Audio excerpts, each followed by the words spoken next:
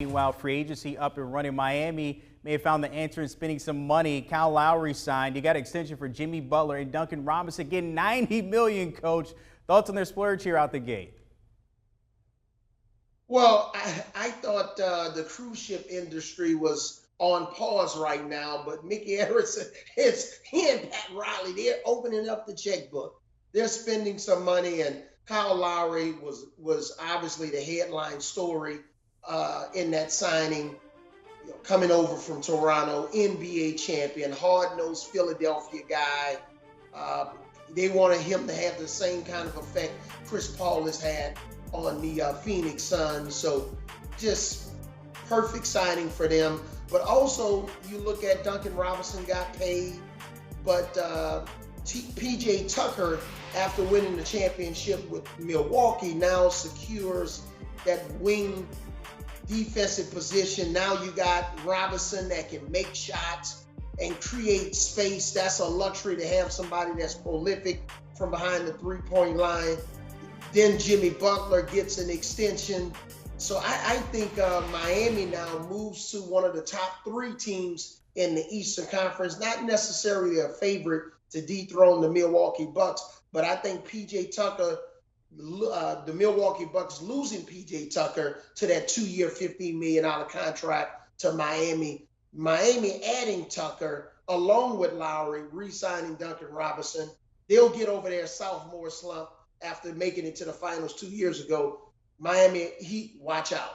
Yeah, a lot of people had them, of course, behind the Nets and Bucks, as you mentioned, their third best coming out of the East this upcoming season. Meanwhile, Lonzo Ball going to the Windy City with the Bulls in a sign-and trade for the Pelicans. Your thought on that PG heading to the Windy City there? Well, Brandon, this is one of my predictions that I got right. You had him going to Chicago all along. Got some intel on this about a month ago.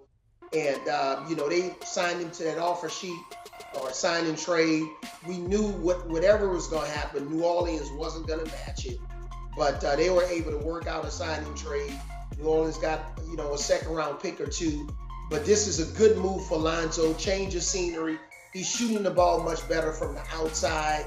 And then you sign Alex Caruso, NBA champion from the Lakers, very popular player in the NBA to come off the bench. You still keep Kobe White. You got Zach LaVine.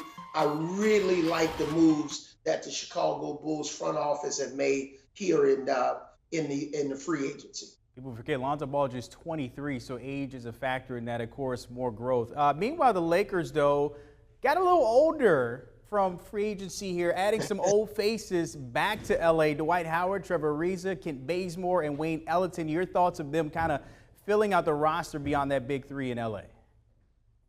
Well, this gives me hope of coming out of retirement. Hey, I'm ready. Hey, Coach.